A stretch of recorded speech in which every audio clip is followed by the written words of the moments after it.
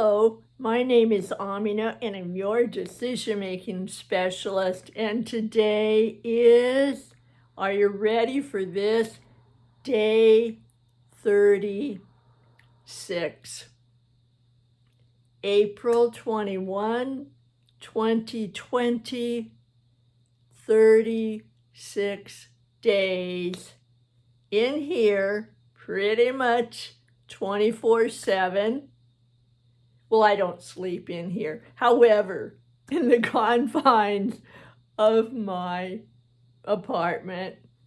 And for you, it may be a little shorter, it may be longer, maybe a little different. However, pretty much wherever anyone is these days, there's some kind of an in-shelter in place, some kind of a boundary of how often and to where that you go out.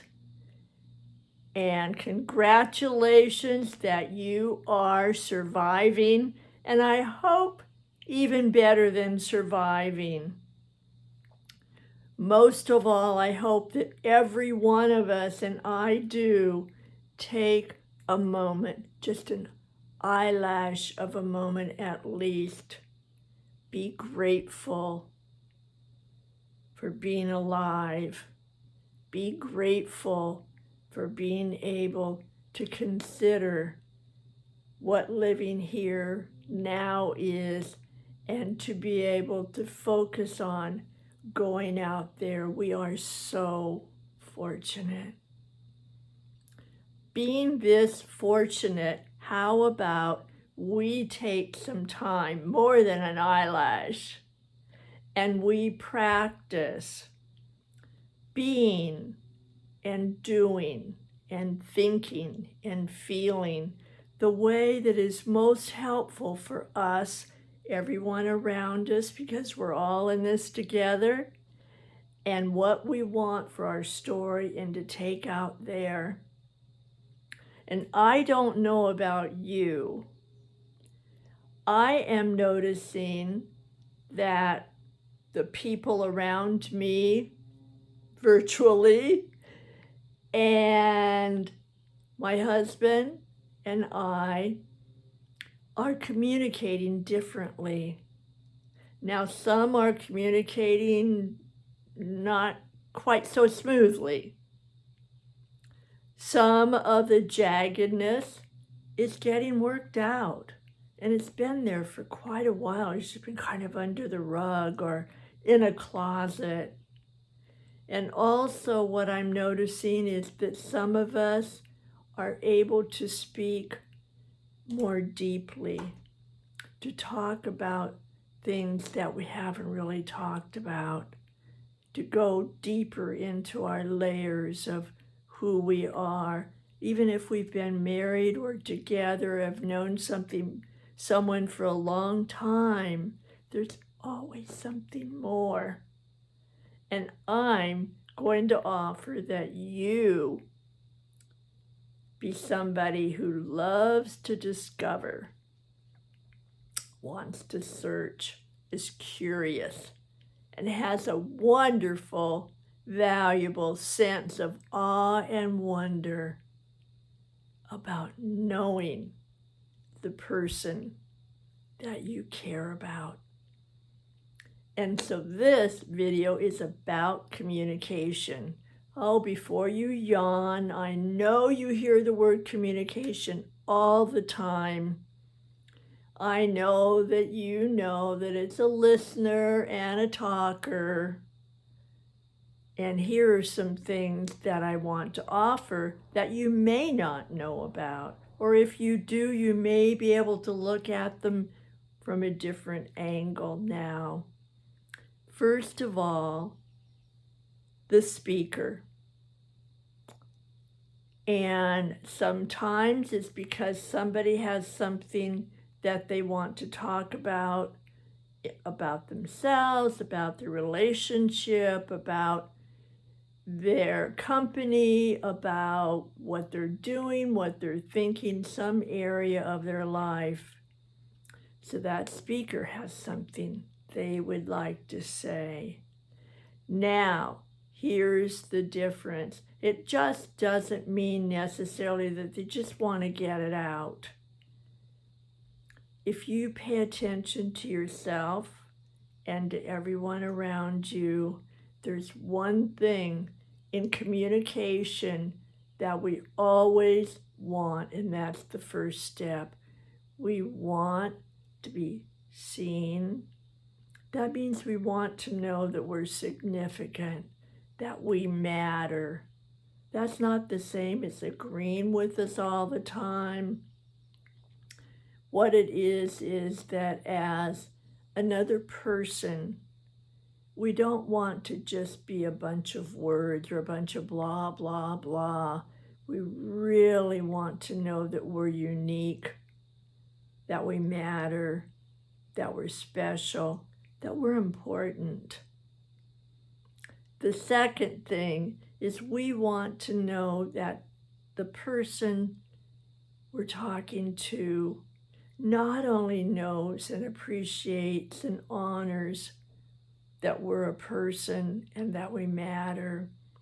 The second thing is that that person is doing their job, and it is the job of listening to me, listening to you deeply enough to be able to understand.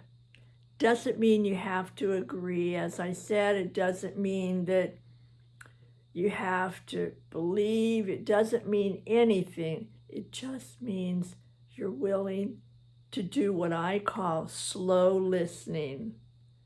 And that is to slow down your internal conversation, to slow down the advice from the committee that you're just dying to give the person,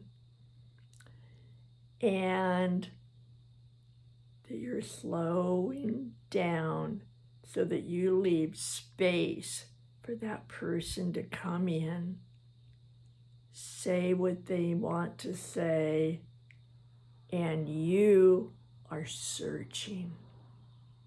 You are trying to discover. You have your sense of awe and wonder. They're going somewhere with this. What am I going to find out? How can I listen so that they feel understood? Not just that I heard their voice or, yeah, I hear you. That's different than really deeply letting that space belong to just the person that's speaking. And that takes a lot of practice because we are wired to problem solve. We are wired to look to find out what's wrong, what could be improved. And we are just wired so tightly to fix it, make it better, tell them what they should do. And you know what? In the very beginning, that's not the deal. The deal is, first, they want to be seen, they want to be understood, and then you all can get to problem solving if that's what they want. Because sometimes we really just want somebody to let us talk, let us vent, let us get it out of our heads so it's not going round and round, so we can lay the pieces out on the table and see how they fit together. And that is the slow listening, because it also makes slow reaction. And what it does is it helps that speaker feel safe so that they can come and talk with you more. It also elevates you as such a special person, such a special partner, such a special friend, such a special mom or dad. Everything makes you more special when you can slow listen. That is a tool. Put it in your pocket. Put it in a special place in your toolbox, because that is wonderful to have. It's a very rare tool.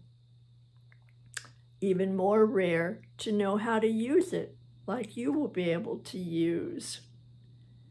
And so with the slow listening, it's a mindset.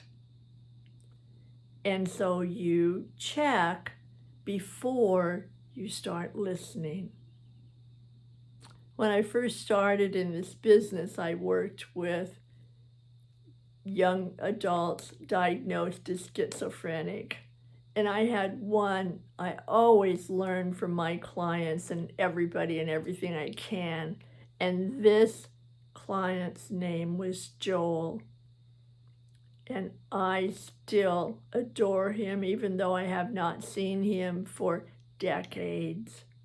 One day, Joel came to me and he said, "I want you to make a sign." And I said, "Sure."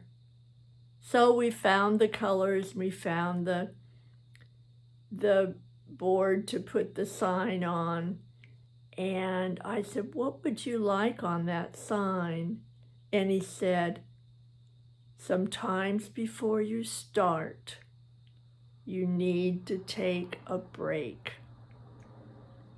And he was talking about what had happened to him. And I'm going to offer that is sometimes one of the best ways to communicate. So if you're the listener or the speaker, and you feel just kind of all swirly and just want to blurt it out and you're not real clear in your head, you just feel full and maybe frantic or upset or whatever emotions are going on. Emotions are just terrific. They're a signal that there's something that we haven't honored. So when you have those, how about you imagine that sign that Joel put over his piano, and that sign says, "Sometimes before you start, you need to take a break." So if somebody comes and they say they have something to tell you, you can say, "Let me take a moment to clear my mind, because I really want to hear and understand what you're saying." And you know what? Just that simple act helps both of you slow down so that they're prepared to talk, you're prepared to listen, and you're setting the foundation for a smoother discussion. So that is the listener part. Now the speaker has a job too. That job is to let the listener know what their job description is. What do they want from that listener?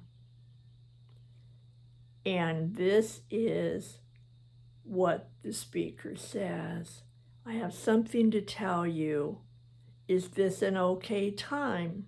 Because you really want that other person to be there, present, and to be able to honor. So that person will say yes, or they'll say, "Let me have a moment and I'll be right back." So when the listener is there, then the other thing that the speaker can do that will really help things out is let the listener know what their job is in the way of, do you want that listener just to let you blurt this stuff out? That maybe there's not a real problem to be fixed, it's just, Oh man, I'm too full and I just got to get this out of my head. Will you just be willing to listen? And that's it. You don't have to do anything or fix anything. Just be with me so I'm not alone with these crazy thoughts or these ideas. The second thing is maybe tell the listener, first, I'd like you to listen. And then in that space, if we could just have a moment of being quiet while I sort through, then I can let you know exactly the feedback that I would like in order to make this decision. That would help me feel better. That would help us communicate better. I'm not sure what I want yet. So if I could tell you just a minute later after I've gotten it out and taken a look at it, that would be super. Maybe it is, I just want to say this and I want your opinion. I've asked 3 other people, or you're my go-to person because I really value your opinion. I like how you look at things. I like how you can add clarity. So you're letting that listener know what you want from them in order to get what you're needing with this communication. Very important. And you can talk about all of this, about the dynamics and each person's role. You can talk about that before there's any big decision. These are ways you can talk when it's very small. And then you can practice on the bigger ones. And the thing about that tool is you can use it with anyone, anywhere. And you just have these ground rules. It works really well in your company, works really well with your staff, with your team members. It works well with your family. It works well with your partner. And you know where else it works well? Inside of you. You can just say, okay, right now, I just need to say this out loud. And saying it out loud gets it out of your head, gives you more clarity, and helps you really listen to yourself in a whole new way. And matter of fact, if your name is Susanna, you even could say, okay, Susanna, tell me what's going on. And you can just be the third person over here listening. And then you can come forward and talk to Susanna. And somehow using your name and putting it into a different personhood really helps get some clarity, get some distance, order the priorities, and helps your internal conversation be different too. So, what do you want from your speaker? What do you want as a speaker? What do you want in order to be able to listen? What would you like from somebody that's listening to you? And how can you use that everywhere, including inside you? Think about it. Notice how you communicate now and how you would like that to be better, because every story is all about decisions, relationships, and communication. So get to be a different kind of expert with communication. And that is a legacy to be proud of when you go out there, because you will be even more special than you are right now. And you already are pretty special. All right, click that button to subscribe. Bring a friend next time. And come back because I'll be here and I'll be watching for you. Take care. Have fun communicating. Bye for now.